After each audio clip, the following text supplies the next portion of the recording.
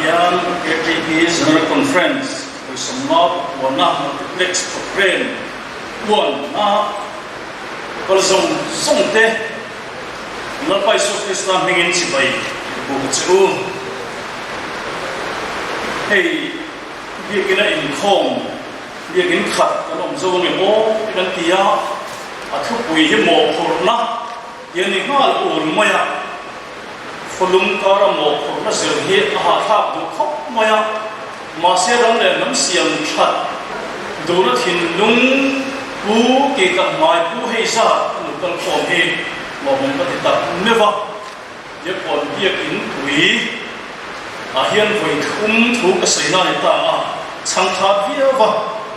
voi khat na sa mi pat ni tai ka hria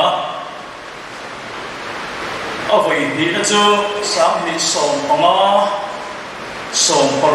zo ke mani khan PYF Presbyterian Youth Fellowship Program kha chuan sa tonga an ki ven no nok te khang ya thiam to le voi la chuan trong thiam zo ngin kan se be thon do na e ka upa thei sa din KTP member ni to lo nge mo sa ne ni han to lo boka along tak ne meu ani hranleh nam ti hian kan chen ram le lung le chu ma cheng zo fa te nun a ko ka tin huan puin huan a en kola a chunga thai that na turin eng kim a tho mai kha du to lo ba pon la ma tanga ram ei che thei tu la ka a hum na a siam ka a ka ko ka angin hranleh nam siam thatia na hum hal nai a king til bo ani siam thata mai to chona chikela ya tina ni thina chu kan hranleh nam nun chiten me a chuan a chiam na to mawhphur tu lian ber chu thalai te kan ni rualin a siam tha thei tur ko theina nei sam ber thalai te bo kan ni KTP member rual thalai te chu merle ti toy le ril ru le mai thona ti hlo le thakuya po kan chak le kan na wang lai ani su lam hi enga kohhran le khotlang le hranleh nam tan po thamuan pui ong thina ne tin thil reng hi a poimo zia te a lut zia te kan khiat chian lo hi chu kan ngai poimo lo ko kan nor ro pon vel mai thin lain a lut zia kan khiat chian le a poimo zia kan khiat chian te chu kan ngai luwa a en kol kan uluka a von that po na kan ngai poimo thin ane voi na hian a siam thatu tu thalai ro te hian kan hranleh nam lut zia a chiat a poi zia le siam thata tu la poi mo zia kha chiang in kan mai tu pe poi mo tak mewa kha azia kha semania kha cha in lama kan da chiar tu la ngai la voi na hian pe present tu rang zo ma khil kan ni lo wa thusawi tu ti chen min phila kal don haya azia min lo pe la an tia kanin pe kalom nei sa chiar ba kan chu zo chu tiang vel chu nia tun program bi ga jana soi hi lo ngai poi mo ta la kha in lama kan na chiar zom le don nia pathian tu thiang hin mai kha ila zong le isai le khabu bung somna le paria chang som le patni isai bung somna paria chang som le patni ti chuan i la ka lo la chuak tu te chuan mun hui che tok te chu an rem le ama chuan tam tak lung khu ma te chuan i rem chho le ang ti chuan nang chu a chelai siam thatu mi om na tura kong te siam thatu an ti yang se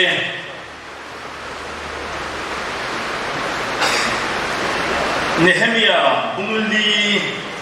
chang ru tok lama khan mi pui te chuan tho chang ril ru an pu le mai ani mi pui te chuan tho chang ril ru an pu le mai ani a thu thiang hem kan sia dal kan tam kan som sa se mal som na dir kan trong trai chuin kan zai nu ding ang bu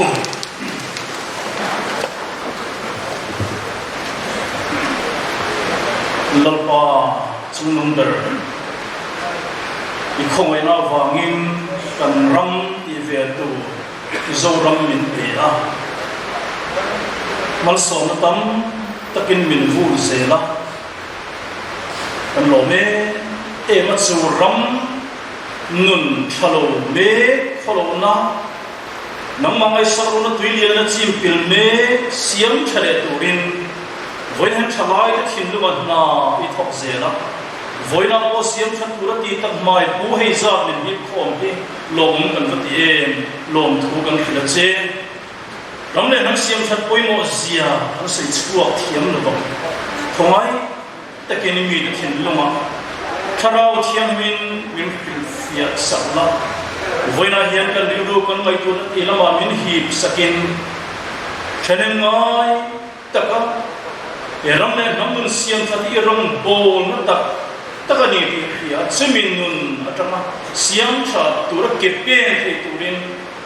zoram thalai rol tharavin mit chakharam che e program kan man chungin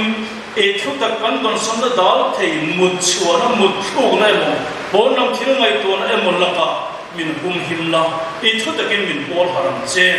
kan lal pa do tak isu krista bingin kan dil che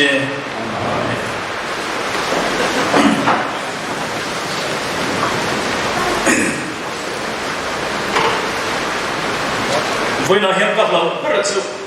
ka soi rei lu tu bang ti hian ya sei toi tu len thei to kun ka tram mar ra a break ka to zo nge mo ti chu kala in mai tu thiam lo ba ma ro chu ban ma sei zo ra chu ka tu ma ne male kan siam chat tur kan ram le nam hi in ang nghe ni ti kan thil luma hian chiam ro se kan va thian du sak na zara nama chiar ka alo chi tlem te khalal pan du sak takin nam ro ui taka min han tin chua ka kan zik chuana chain ram tangin he ta amian ma ram ka bovalia chin hil sakan lo ka khak zel na hian kan ai nang fing zo kan chak kor vai hole kan khang phai phai ho kana min chin ral mai lo na zo kam sama zo thi phim dong to kin nal pan min han kuma sikle sa bo ro nuam tak min sin tira tui fur ma so na dom tak mai min han khum tir boka nam phim le tam zo nan tribal ten min chin ral mai lo na kumpinu sarkar kha min hum pi na tu dan thata mai min ven hin na the Bengal Eastern Frontier Regulation Act 1873 in ILP kan ti mai thin kan min han hung mai te kan ta kan lo ni India mal cha kan ta mi pui te hian hei an du ve ot ve ngoi min thi ka nei ve te men han tang ma se he ke le ba kuan kai zo to eng ma ti thi an nei to lo ba kan ta hian a bu ngoi ane kan hoi ve la kan tlang ram kan tlang dung za khiamin man ka lo ram oi ba bahai kham le suarte atame em maya a cheng chia chia la chu tu ma je ro lo vin a sakhi ke tram na le che pa so pai na ram ni om tak tak ni bok ma se kan ta ni na nu ngoi khovel ram zau pu hen zo fa dan in kha hum ha lo va kan ram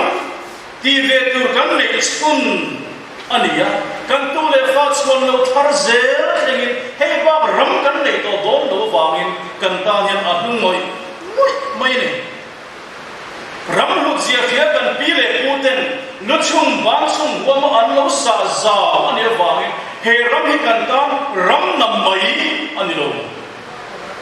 a thona kan nu mani se khisana lu le nun na se na lo hum hal to ania wangin a lu suwala churam hum hal le siamthat zel tu chuan pasal tha martar the thi sen khan voina mi zo thalai thang thar de mi aw ngani kan nun khung lo dang lam zel ro hi chu a chak kho maya ma sang zo nun zemoi nom zia ka hi bin kal sai chin ei zon na fe kong thu mun zo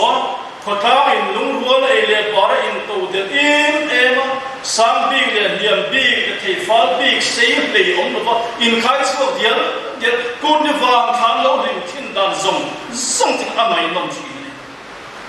ma se hun le ni kum sung tam alo liama alo ral ta khovel nam tin hosom ni ko rok sam tak chen min han phut ve zela khopui chu soi lo thing tlang kim per thengin chu chuan min han hong chua ka thing tlang kil so ka maya o tap chaka lung thut loa vok cha be chuang chugin mayang puang kan hi ka remote control ne kan du tu channel kan me chona po lo ri ve ta in situr le tui choi tur khur pui lam thuang ai chuan tui connection ti de tui pam ti de washing machine kan bel mun ta zo ka Colombia na colony chuak sierra lo kor in bela Colombia na nu cho phaya bianga khan tui luam zoi zoi chunga lo bol room ku sadale kham per doi chungin globalization bathara kanda ka maine chu globalization bathara nge chuan bok phokherin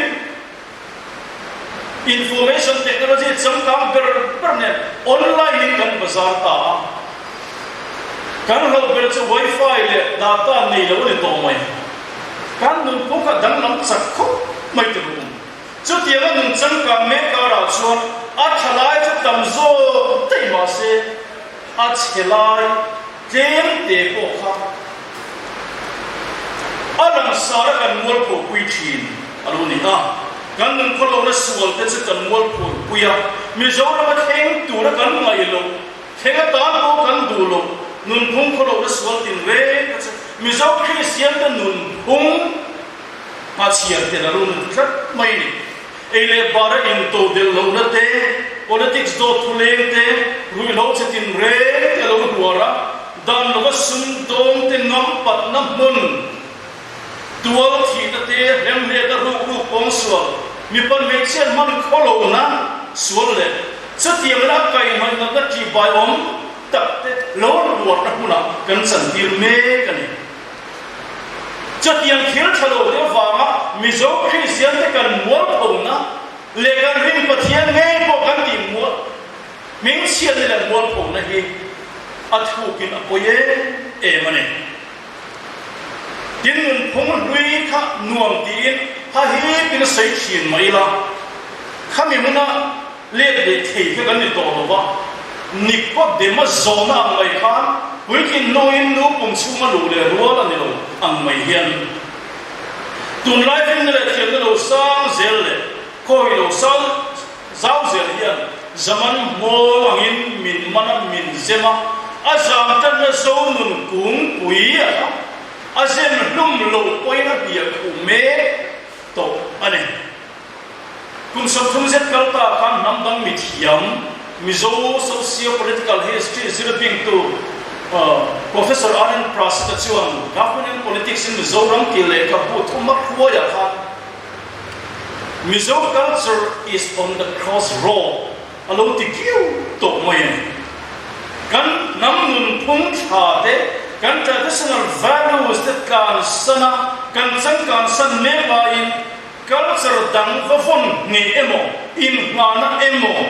kan na nei si lo ba culture roi William ma achil tu athar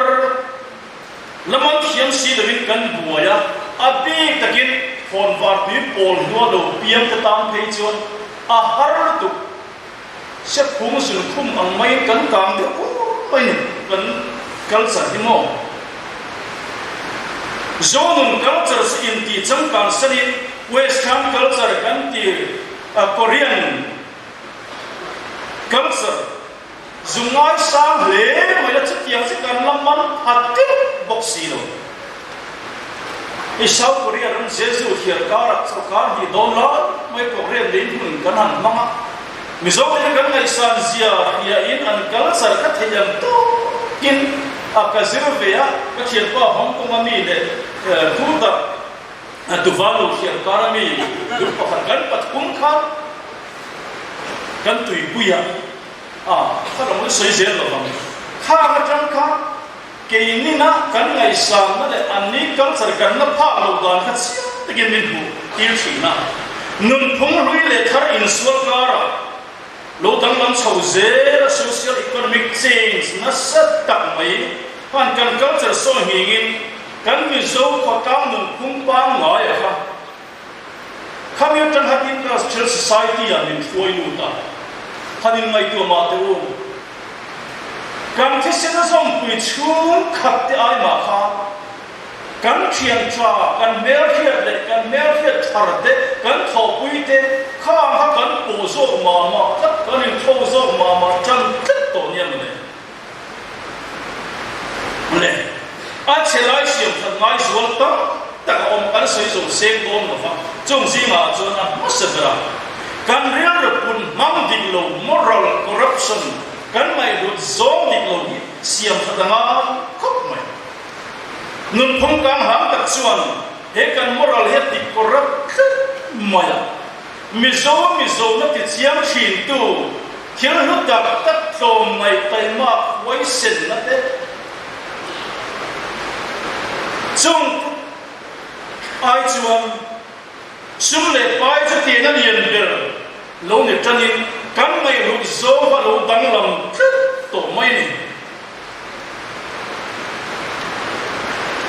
in le lo ba mai tam ne ya ni thei ngi mo ne ya TV le fridge te smartphone te ne ya khat ya ko sa thei ve tak te po kha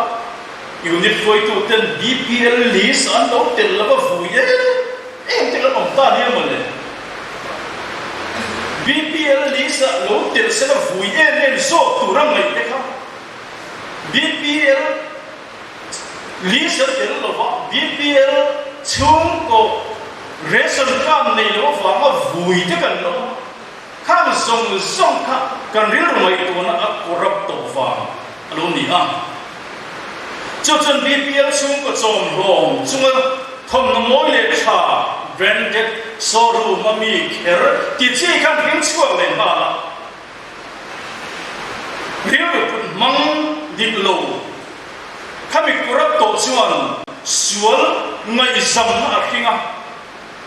adik lo lai siam that ai poi sak lo na ani len tira midik le to ngai tai arum rut mai tai sum nga ten ngai ro an ho so zer cho chân kan nam nun kha alo tia la politics sa ko khat yang mai ten lo ding chang zer mai bok sia cho ban kan mai lu zo lo dang na me zer la siam that angai ta le an ni sa na ngai nom takin pon dal la sarang mon kan mai kha a lem le ta chung cha ma po kan mai kha to kha ram le kha ka ma so na tur sum tam tak ta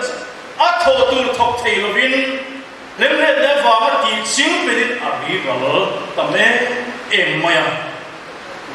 sam tam tak bo na ram ni lo win vai bel se ter tam tak bo na rama a chang so ta wa ne na vu ra wa lo ho sa te an tho rin hu lo ding suak ta te long pui o me em lai chat tiang ni lo ku thing lo ho sa ta thu mai te zule ri lo fa ma mi ti sen do da intimilian ho te dan khal lo smak tin sum do na ma lo ho sa te a chia kuam khe kuam ku kuam tu la ya mo khat ya ma va lo ho sa te po zak ho lo vin ngam atakin tual an leng ta politician sarkar na thok liam bureaucrats kan ti the supplier le contractor ten mi pui thau so sakya po ne lo an thuak him khopon ko sab dang te khet a vek lo mai la kan kiat phak chin boy ara kha mai kan mu le kiat phak china tal chuan kut thing lo in check arbom ho te chu ko han le ko ta nga hian kan thin si ka kan mai san lo ngam kan da offside ngam atu tak le ba ma se kan mor la ko rap to wangin at ho na don the lam kha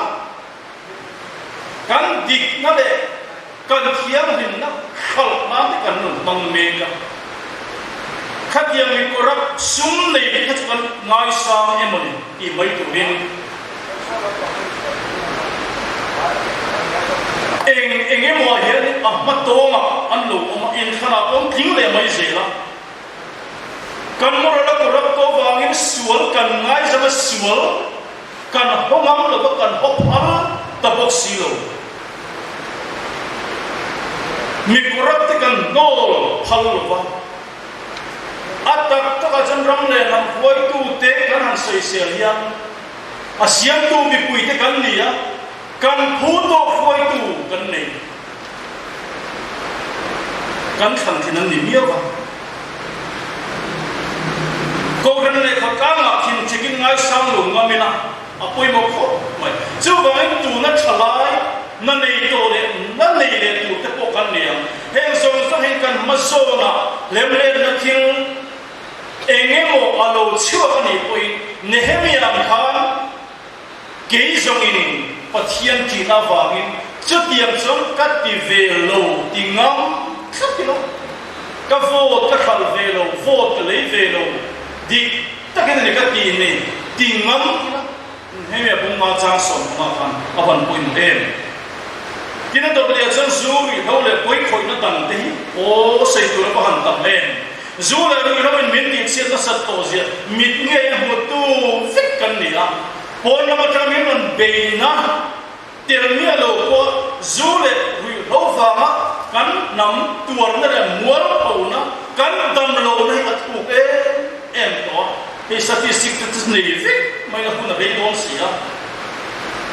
exercise na ka dik department ten sam ko som ri pali atang nan chin sia chu ta tama an chin sia china chuan dak swanga thi khalui ya bil de som ni pakhat khek khan sang khat za sarian thing to pa di thum velin an na thing no va khap ani chu hianin adore em reng maya nikum chungmat ko khan heroin kesi mai podra quintal sa som kwa vel man ania kumin san do ni kan marchin chung khat kum chung ko quintal som rupa riat point paruk pandi man ania man lo kha atam zo fil ton ki kha alam ne mai taksi kichuan vision department sin sia da chon Mizoram ahen ta in zer som oma chu ta chuan khalwi april le som ni le pakwa agin huna chuan mita hi sang khat chathum le som hiat pakhat an omane kamai to thi ram le nan siam that na koma mawhphurhna a siam tha thei tu thalai lual sang khat chathum chuang zit mai ta ni an han ta mai te avan poi te lu le mani ti hun kan pung se la moi shi HIV AIDS a population mila chu pe chuan India rama par sa fal le min top tu Manipur ai pin kan sang fal via bane rehabilitation home na ber kan nia khatta om tam ber le he min ati hoi tam ber cha thalai te fit mai kan boxing zule mua ni se chang kam deu deu om kan mai thalai hoi tu te le zai om chang kam member tu zule mua ma hen kan lo la fin nim lo ko mai nam tam ten min khir da na cha mizo christian te e na prama pechon zu ai zule mua me an lo mai tu ta ke mo ti te alo le ka ke ni zu in kan moi hiam an ni zu le mua christian ten anti ma anti sofian ni chutiam la ka chuan in Philin Puratan can love the Poimo, but no go, Annie. Zule road on the Manle, Akai no Famakan to our tote, can to our main Zel to Sutia, can Mobaki en loco, Maya. Chuan Chuan, Henry Labakan Ramle, Liam, Tuam, the siamthat, Julina Poimo, but no, Kaptu sarkar in le amangtu mizo Christiante kan muat poko mai zo in thiam tak thei pon le ko zo che in kan ha zo cha in te pen an chiat pui thoba ko ve la zo nei khat peran se chin Russia te pen an vodka an thi pui na sa e ba Latin America rama zo nei thaming thang Chile ho pui an zut charge premature death ahum nabati puina an bang tame ebo ani chuwangin kong sang kan ramle nam te muat phole ti smek tu laka kan hin theina thapui thawa thalai golden siam khatur ma kan la koi mo tak ne bani tin da na wat nam dang sum do na te kan zia ka asoi fik angai ba kami nak kan ramle nam siam that na ai kai noi na ai kan mu thia mangai hei kan check that lo chuan kan tuam dang zo to lo nat dai min laman het se don si nam poi khoi ki in kharen chung ko poi sa du luat wa mi zo ming hawa nam dang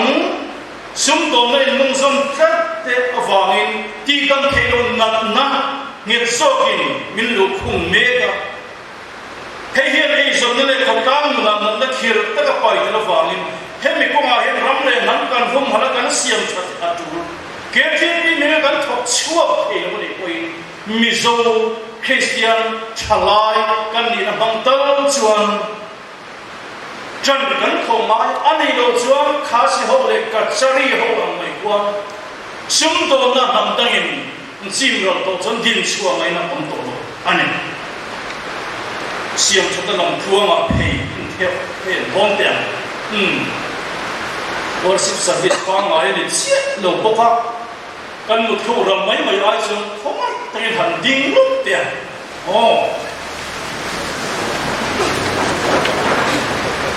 anin simar ve ela khu lung sia an khu ka om ka te lia ne ka o he beu bok sia a oi mu chu ke re ngania ole le chan kan la na tur koi model mai se ele bara in to del na hene kan ram mo sa pa ko point pa ma fel chok khot chu kan ya wa min chom bom ti lo the kan ni lo ba rir ka ku do chun politics a hoi the lo ba ma som tak the bo lo ane zikwi pa kan chu takin Arlo no chuaka survival of the fittest. Mo committee le yong dang han min khwar ve a arlo no chuaka te kan han ne tak ta cha angai si no khata ne chua har ru chang mi chak mi het ni tu chuan mi mal ta chung ko le ram economy a tha tu la ni inga tinge sensar vai mal film ria thu theu te ko ai zo tang va chon ban lian buam them thu mo ya kan man thei khat lo a chan om kan economy a der thom va mane sensar ko ma pin na ka ram kuma so gi mai ba ba kan ni chi ta va mi kan na me te la ka kan tlo mai chi na ni hi khat ya economy khat azza lo ba a hoi sen ke lo ba kan mi sang ni na chan chim cha hin ko di o lo cha chi ni a in kun kai kan chu wang in del ni ka chu sai lo le la mur vai ho kuang men ruala la mai ma ba chu hi kan ni sin tharau ko la kan te pam da kan sai kan la mu ba khulai kan khang vai ho ko eng huin e men no ding mai tu tham o mane kan nam siat le saom lo na mo hi kan hur kat mai ne kan ram economy siat sia khara nin siamthat turin mani mazon chava in to del turan kan la angai tak mevani chami tu zan mi so Christian work ethics kan siamthat koi mai em pun pi ta sumun khangin athalo lai chelai an sei thiam le sei tur po kan ma se ma ban song tak te si lo that chnek tai mangin Mizoram work ethics kan rek tu mega Mizopa taima le to mai Christian thabok si ko fat chorcha om tak tur kha chorka lo zel thel zoi le chapowa kan chu me ni za in ho na thak thin kan omen MNRECS kami ni kan thok thin dan ka han mi kha te mo kan pong thok ken te ka avat te ve kan wat thok tem ve kan wat thok rei lo ve ma se lo mai lo kan tum te ro thok lo poin lo min kat sel kan fu yen lo ni kan work ethics ha KTP te nge ko lo fa min sak tu to mong lo in ho na ko ho sa va ma sin so wangin a hu ho o KTP te lo fa chor sa om le turin taima takin kan thorin na ne kan siam pata tu kho mai na thale sang kan zomang kan mulo poin kan tho phak to apiam tho khe ne lovin kan ma mia tu ta nam kan nan tho the an tho pe le tho thiam che inga me ni zo thala he kan thei lo pi kam tin real na thar ne work ethics thar kan nei tu ka Dr. Ole Brock achuan hemi chungcha hian an soya thil te tham kan ti du lo le thil lian kan ti pha lo in kara hian eng ma ti lo om mai thei na lo om tak cha a bi lu khio bani adi kho mai te lu kan tho tu rom to kan thok du lo wa kan tho du zo kan thok abok si lo khami kara kan eng ma thok lo om mai thei na lo om tak a bi lu khio bani lo chang ran chu mi le cha kan then ni le ve sak sang mai chin ni Mizoram ngane le taima le su Christian nun dik le thiang lim na ne kal koptirin eng na po thok pik a hun ta ni na changka eng ma thok si lo wa zu le ri ho ti nom chen na kong zo phen ni le e tu tui tin re le su le muam do kam cha jing ve si ma se jing tho ba eng ma tho chu nei bok si lo tar chom thalai giặc chuông bốc xí lo na thọc lai hiu do bul ma se chei tui lu tu ka khan a lo ma chei chi he the fire de ti ruwa ka septic tam ti khat tu ne se thalai kan tam ta lu tu ne chung mi ta chung ni lai san le biak in lama ten sa siat viau lai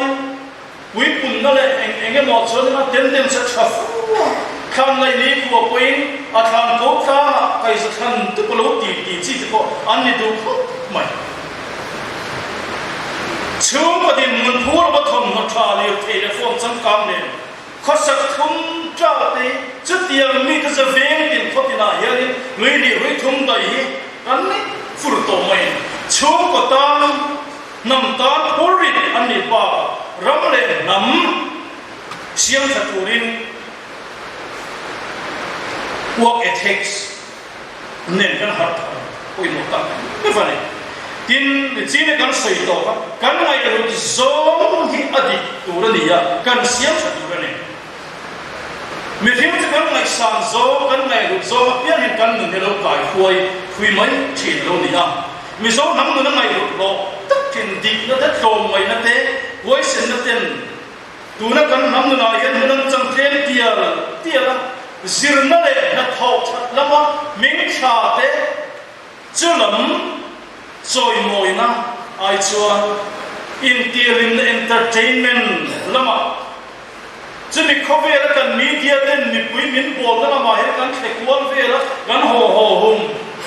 mai hei ri mo the cha to lo bani kan in siam that lo chuan mo a chang tu pa ber kha in khom kha em si kha tui vak lo chumin zungol ve zai thian ba a khomo ta pa thi ka lo tin a kheng le ma ya mi zo christian ta na za kha ta chin a le lo ma entertainment ko ve lo king ka chan lo pui om ma se a mi pui mi mi ri na kan choi moi ta kha a ai choi moi zo tam tak te kan choi moi lo kan ngai ru zo ma ding lo ba tu na no bang ho hia i nge ni an sa ti han mai a khomo ta pa thi kan lo ti chin te ha kan ma mo piran ni em a ta ka dam le nam din suan na tu ra he ta mi ngai than tang ka chin ni chuma le kan no la mai sang le mai hu zo ma min kan va to man tum chin chu ba min nu la ten zu le drugs pi zeu chin te kan bual suat lo chuan kan va ten an ti zela ti du mia lovin nu la te kha ti ka du mia lo te kan va ten an ti du bom lo kan mai hu zong kha ati han du tok le ai pop mai tin tum ru te lo thin na sum le pa bu tan na tu capital nei lo tang mi sim thei na le tum ru na human capital he a lu ber ti sia ila mania thei na om kan pian pui pi e kan man thia tu ko mai mi hoi san pai ma tum ru te van nei na hen mala som thi ei mi hausa ming thang le company ho kiu tak te pani thum le kan tar lama reliance groups of companies ho thing tak mai apur tum tu diru bai am bani ka po atak ka chon azir sang hai ne college sa phai ne petrol pa mai ho fa mai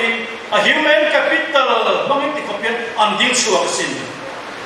apple phone bang ka amem apple company thale chang ka le lo thing tak mai in suak tu Steve Jobs sa po kharu chi college sa ka degree sai tu ra nei chuang lo chatiam pokin Kirloskar group of company din suak tu po Santanu Rao Lakshman Rao Kirloskar po abul tan sa han to me Mumbai yani ma Bombay le Pune Inkar National Highway Council thing book din dual cyber ke sia mai chi na ti khop khin Kirloskar company din suak tu din suak alone pa kan mi so singa po kan mi masa so on tak ku pa chunga te ku sange le te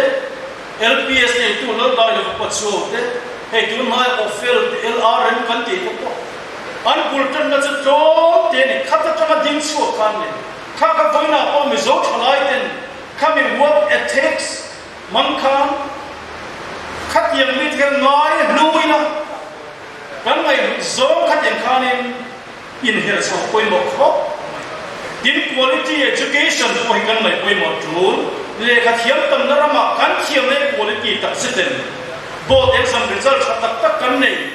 exam oriented chat na to gin kan in zer tiam chowa a exam khami ba pon lam thiam na ma hian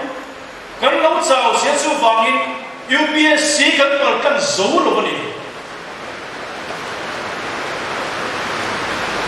Mizoram Sarkar na min dai selo ram dang thokka gin kan thiam na degree quality no se UPSC result Mizoram kan lang manglo a ve po tu re boka zona tha ro po state dang me de kan tu lo tiang boka ne violent chaklama lo in check arbom ringok kha to khami pia lama kanin sa za chuta thokka quality nei tur tan kan la ke mizo thalai te hian kan ram le nam siam that na tur hian thil poimo tak ane sarkar na lian chin chu aram nei lo fa te nge na kan sel theina turin he MPSC te UPSC palkan nei tu hian tan ila tak te zirna ma kan me sia del suan me University le board disala asam sa an ni chho de ve mai an suan Mizoram pa te Thalaite wal kan tran ve le lo cho kan Mizoram la te hian an level kui pasal Mizoram kan fal pasal tu an bulung ma ya nam dan nei se kan thi thu chele siang se me bo ruak chu kan tom chho me ba chu wangin Mizoram Thalaite pi takin mi pa te ko kan tran ma e bani tin politics tui film kan ram le nam nun phung min tuam tu won cha ta party politics tui no ye Jonathan Seed achuan party feeling up kan han ti ve le mi tem ka lo na tu ram mi tam tak a na in lo se party feeling tui no in kan ram le nam nun ati chiat thei sia ka chiang Thalaite wal te hian rammaso na tur politics dik khen ngai turin politics tui fin chup inam bu anua involve le bang o kan party politics feeling na tu awangin adiglo afello ti kan hiat chen ngoi mai ko kan party ti ni awangin kan sei chu du lo ba kan thopa kan sei ma ka suan kan khoi na ni tu ti po ne se tu part thil ti po ne se a dik chu dik lo chu dik lo din pui ngam tu ne chu tiang le wa kan part mi an le wa a dik lo ko kan soi mo ya min an sei sel na sat po le a dik lo ran na sat po le an mani chan na an ka wang hovin kan han zo na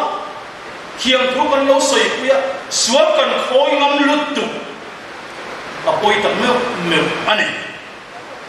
vier sam nam purpose na cha so ko na som di dia so I choi moi so lang o mi declare on te e tin si mo na mo hem le ko han ne khata I phal lo o mi dik lo ram rong re chu I ho ram mu so fa te ma tiang be si na ko le nam bo ran mai tu lal pan min ruat bil lo a en kol cha te ro chu kan mo liao ni he kan ram e ba din mun siam tha ti ma son le lem le ta chim om mau sa ma politics tu no khi film ta turin ani kan kharawi na mang nge hian chang le thar so sabam ti chon gal pa min pe kan ram nei sun ni dik na le hin om na ne na chi bolin van ma so na hu tam zo min khung tir ze do na ni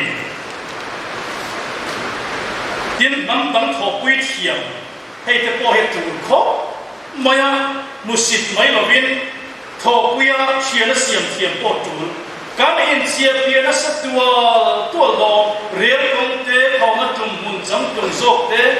in chim lama Canadian multimodal transport project mangin long chong na te border trade khasan le khang lama nam dang kan min sia pia tam tual dom chu thiam ka ra cho e ngai ngai kan zo mun se moi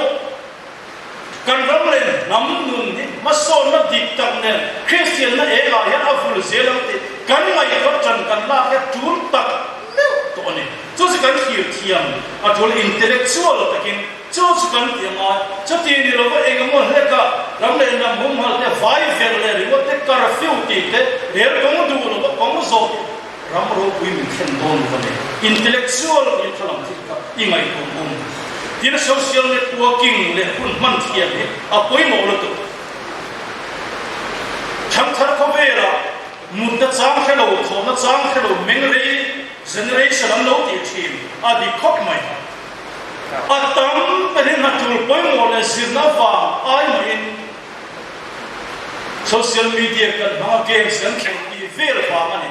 kan mit te kan thuak te sun te hun te a he ke ma he sul moi soi tak hianin min la ti chena sa zual do khop mai kan siam thak fut lo chuan phone chang kang tak mangi thu va uk mai la de khom tak mai te a kan pau so pui thi na min siat to le wang to ne sum hai lu na rem sa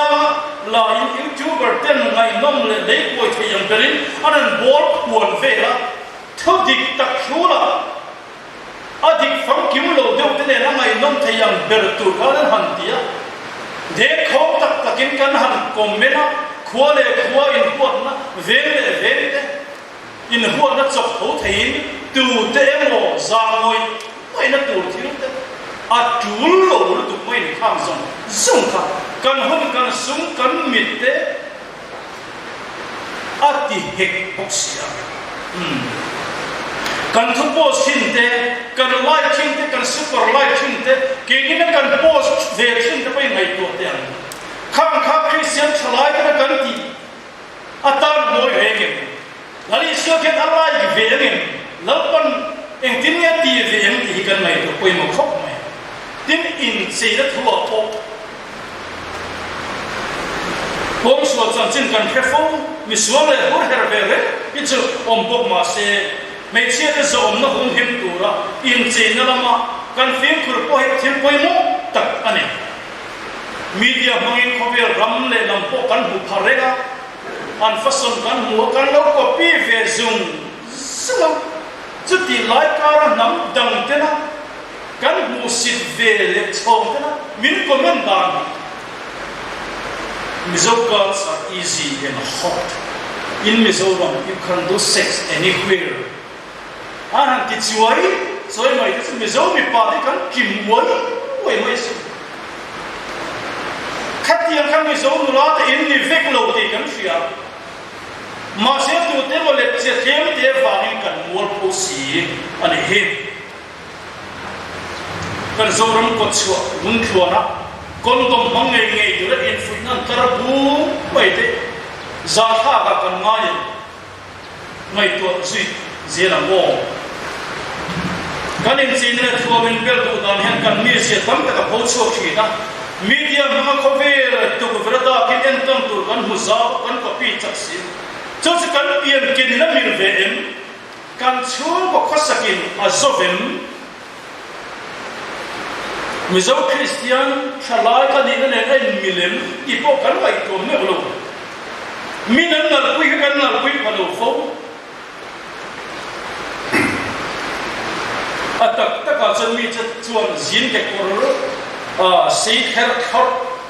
anhan ha yang nal takin university bataran hampir zamai tu apa mula mesin. Kini sekarang kuin kan kekor tom demo. Anak mah top zel, top tu zel ni, anak tak manfaat. Kan so terlalu pumpui sanpan ini orang dia tu kau lupa te orang, cenkat mal pui lah tu ham hok sai suam tu, mai lalu ni, jadi jung tai tu cing ini kan nak dia via, kau mulai tak sedang ye, kau ini kan nak dia via. Mereka seorang thomno ha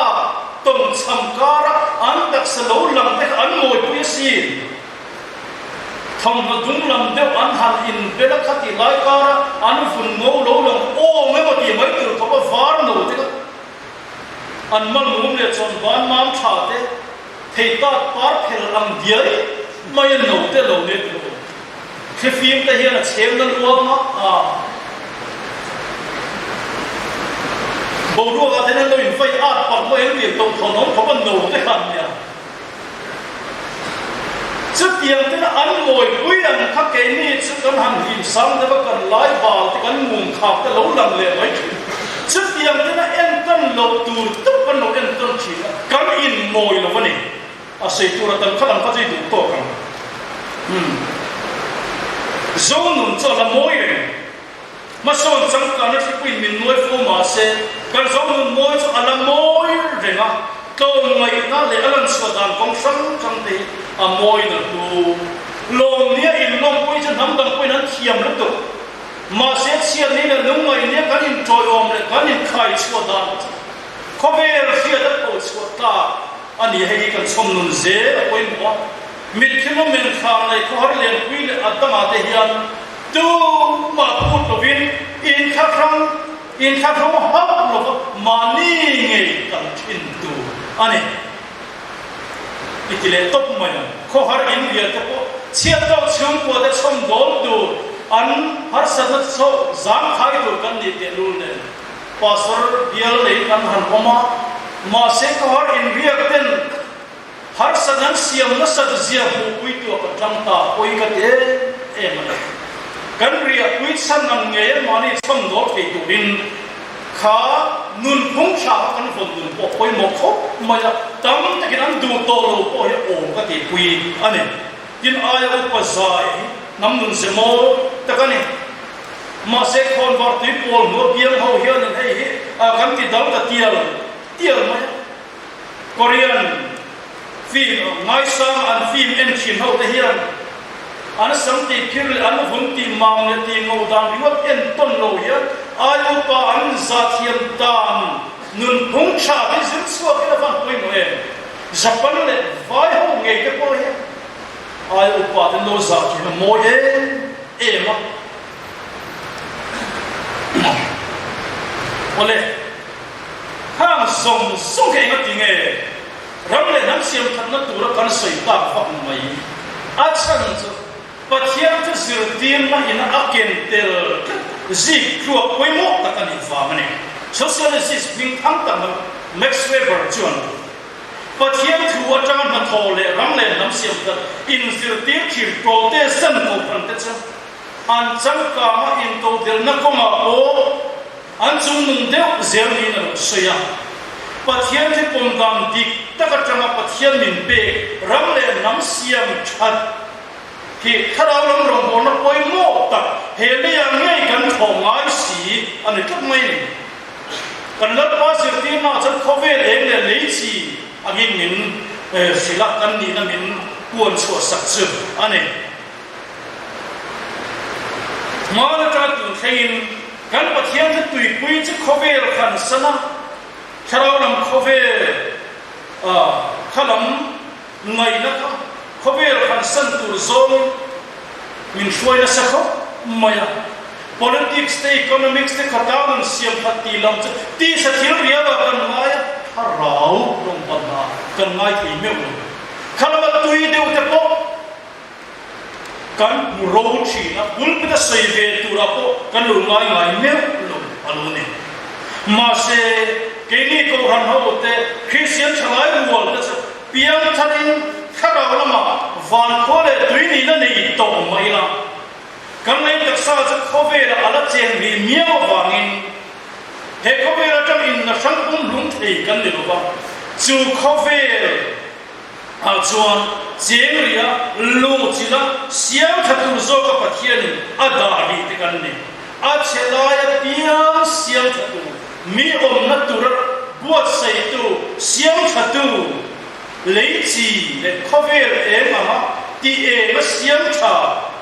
ti tuin hai tu mo phur tu kan ni kat mai ni sana sarmon ro pui ta kan ngai kha ta kan kha zo nei ho te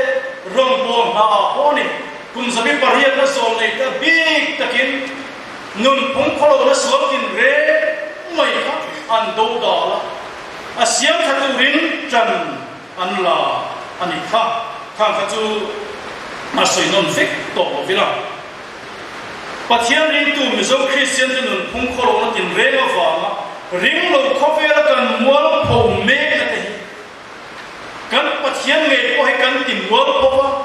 kan missionary ta rang bol na poi atuar kat mai sia poi le so la ni he kan ram nun cheme siam that na gi asiam that te tu thalai ru te hian mut mo na mo ne kan ve ta no a hun ta ve pa ke poi mo now o he ve tu nge na sing sing a ve tu lo na sing ngai lo ni mo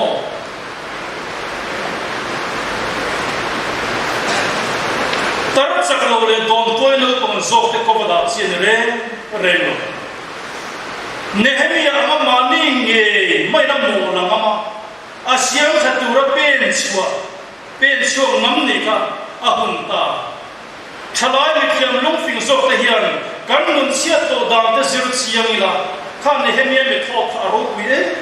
em maya Jerusalem kul sia tung ding tur kan ho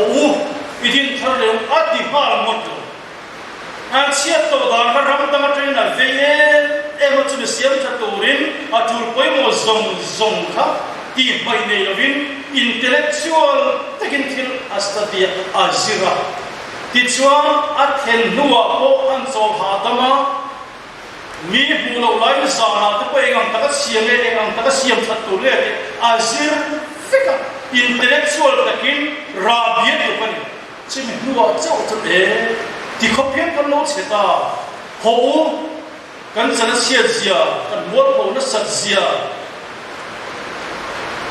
he na chang hian in chandam tu rin idin thar lo ti khan a aw chu zo kan chu tiang tu chon thalai mong phing voina mi thiam bol te hian kan ram le nam tin mun dik ta khi study nge research based mam point han chang kina a phofua ka kan sei chin te tak ta kan nim han nem he kina chu ta chang chuan ani mi pui ki kan ni naw hara chan kan la kan ngai na chu chu ta chang chau chuan Jerusalem tur siam thatu mi pui te kan siam that na chu tho chang na ril ru an put le maya nehemia chuan Jerusalem ta na ka ti tu lo pa ka ril ru ada chu ati kan ram le nam siam thatu hian kan ril ru lo pa ni nge da ve chumi ti lo kim tu chuan ing tim nge kan la khami tak ve na ne na ti chu mi pui te po kha chu na tha thop tu chuan an kut an ti chaka ti ka apoi mo em mai ane ti chuan thu thung thar lama lali so zirti na te pola zirti na te po thatilam kha khovel nun siam thatu kan tharau mi na ma khovel nun siam thatu kan ni na kha zirti na kan tam le a theologian ro pui tak te point chu chon lo sei wara chon kal vina zirti na a po khovel nun siam thatu theology ave kada wangin ahun noi seneva ko pui chop tak mai po kar lo ba fel duo ka tun thain khovela khopui thiam len le mon na khopui alo ni zela ko ran siam that na reformation hun lai phei cho kalvina zirtina lai pui khotkang ngami hring nun phung siam that le ti ma so he pathian min ko chan le ama bia kan choi moi na ni ti ngai dang han ko han ho a kai koi thui le a chu chuan ba so na ko ma khoi na sa le ane chung chu zo ram ko ram hau te pe kan ti ve thei ren man so na ko kan pan pha ka om re ga ni na chatuan nun kong ti kan mi te khoi ko ram ta pui ani am chen chutiang konga kal te chuan ro re na dikken ko te re thei choi kan te khotamun siam that te ko khran na poi mo ta kani ti sia tho nga apoi mo ta never German theologian ho pui Diakkawn Kohhran chuan kan chan dam na chanin kan khotla na hong lo chuan chan dam na chi suwa tang chu ani ka ring lo alo ti hian mizo Christian pian thar chan dam na chang te kan chan dam na chan he kan khotan a siam tha to lo wa ya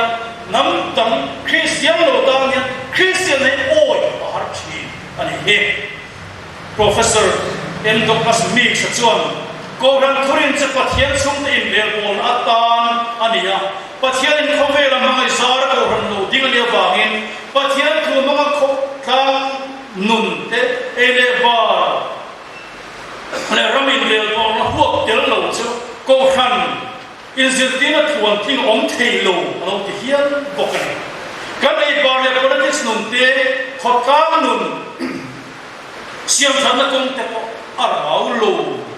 ti liam satia mai to vin rau na hong kat si awangin ngai to chiang le zo dela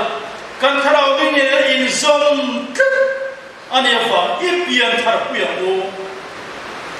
kan tharau ni na mang nge hian tu moi siam tha zel zo ko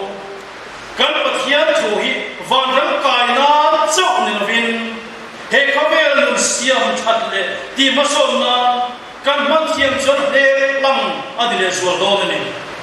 zone sai le ka po chuan irang bo do ram le nam chu abor do si ti kan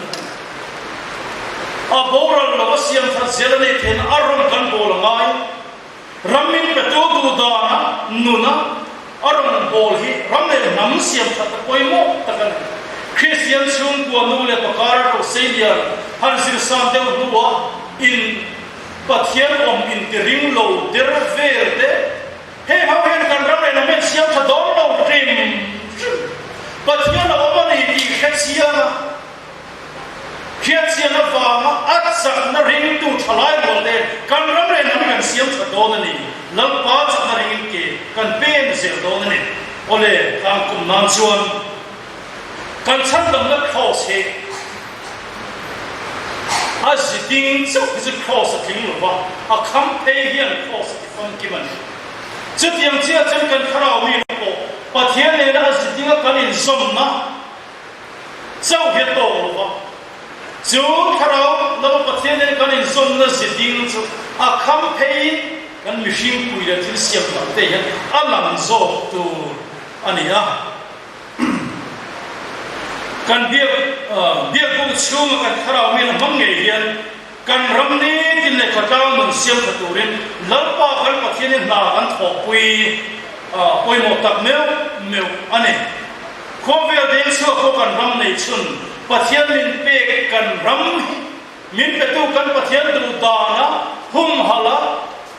tun dira siam that alom zo ni satialo lalpa kan pathian la kan bat liao ani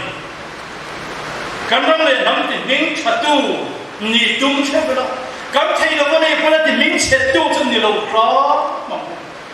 Khang zong kan soi te ka zao ta hin mai tu ila think globally and act locally khovel huwa kan zao ta hin mai tu la I om na huna tho tran ro cho cha koi no kho mai a tha zo ma son James siam tu ya a prosody poi mo de ma ai na ang lo kho mai ko kha chu ni chine kan soi to intellectual khan ya Finna le thiam na mangin ra research based when ra bitu ani anchu pakhat le cha emotion ani so sim de heavy hadran mang ko thiama approximately cha ka ani sak bak chiam mai hian aka drama ya ama mai chan eng ma de thelo hiam ko hiam lu du ma se chmi bak che ka chu hetia ham che a in to na chin zeda a che tu ka che mar mai chutiang chia mai chon intellectual ta ka kan na dur kong kan sial fai ra bi kan tu ka khan ho ule hetiang kan ni ta hi I thang ta ho ki emotion ma kan sentiment sok thowa nam na kan ka ti chinang mai khan jan kan la mai if the we chang tum nen ringo ta independent wang nam kan dia emotional chan kan sa kan pass sang khop mai a hoi ko kan hoi ma se kal se na tura kan ra bi kan no tuk fel no intellectual kan no fair pa no ba hi kan thing ka ne thalai no fi ruwa te hian chutiang zong chuan tran in na thar tiang mi zo zinga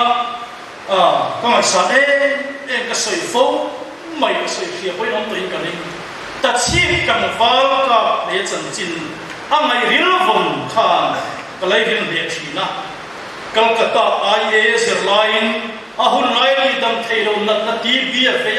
thiturin Mizoram ron panatur tang dam doina inte an saksaka inte thoveng a khan omani khovel maso ne zoram ne herfe tengum ta khirin thil thati tu ka ne me emma ma se emma ti thele ko silo chutiang kara ko chuan ama alla indem ta seva chuti laya thusia hir tu khan a thin lung ne em chi ani Mizoram political movement lian der zalena swara kan ramut pha khan simitran ma dai kum som ni paruk ni sarivela Mizoram kan va thin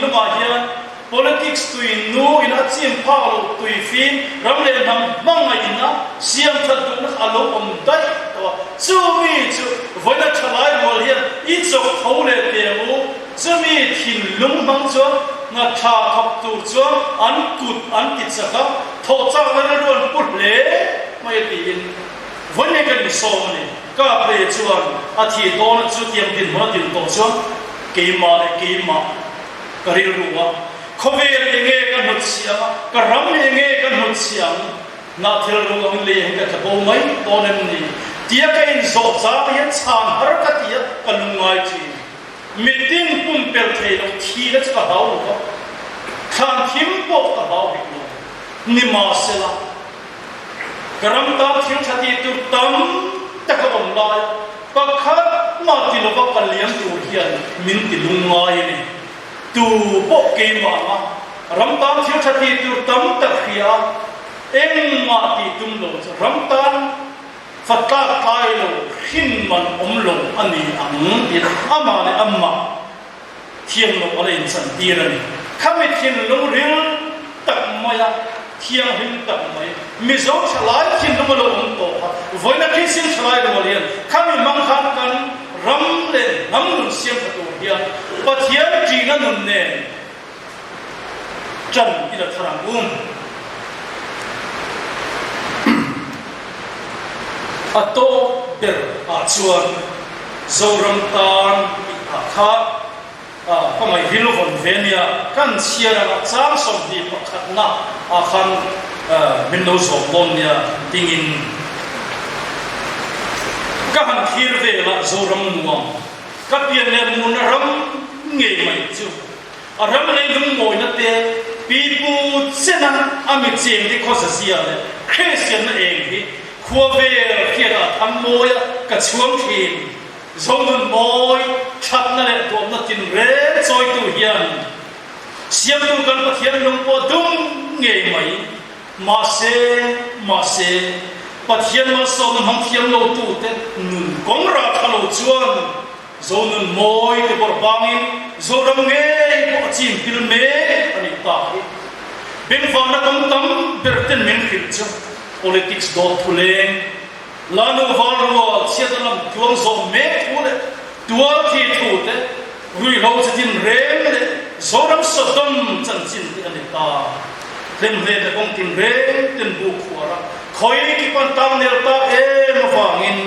zon hin on ten samwal million san me se de he lem le da chim bom ta hian ati tu chung khura ra thalo chuin khot tam le to khan hong boi me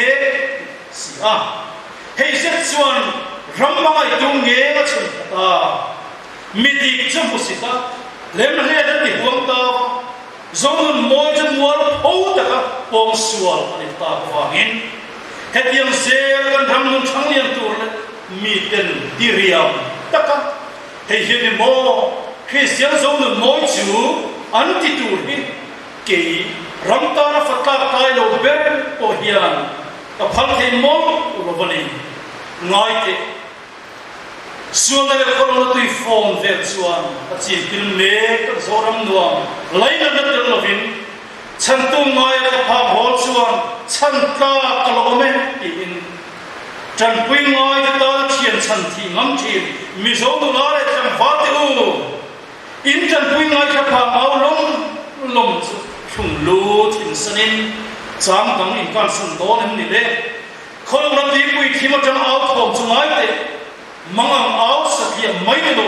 o ngin na nge mol chung na hia en ni a pu chu ta chu lal pa mai thai ro Christian nun dik mai sa zo nun moi chuang tu tu in ram nei chun he ti reng ye nem ni in sei bo don le anh tu nghe thì nghe ăn mà kiểu thì nó trong mình để chia mẹ ô ná có thể tập em siamthat làm thua mà phải thêm tum lo à cha lo tuần nói đó nó lo thì in thôi nó ngồi mấy số in mỗi số đó nó lạc sạch thế ruột in bông xùa ô khó lo nó tiền rẻ buồn chắc lâu lên kiểu tiền phút về thế à cái nói nat na run tha tak moi khi le rui ho chim ngam dam chang a kham chan na khem mun panani in ti sen som kui ka vui lia bin hausa le thei kar in ne sia tor he tak ne in nam ro na le mual ho na mo chu nam ni lo tu nge pur chuang ni tia min to tu ve chuan in ram kal siam politics the thiang hen tu te Asian na economics kong thar thazo dak chuaka sa komun tha ma ko kaun ti thiang hen zer turin ani nam ni chak tak ka ma fa in ni pen khat tarin mai som ti lom ni ati lom chu bekan zaba dingin cha som ti pakhat na kan kha in siar te ang siar tan o karam bom nung phang lo la kan Christian zon moi ivul zel tu win enge ka thei to tia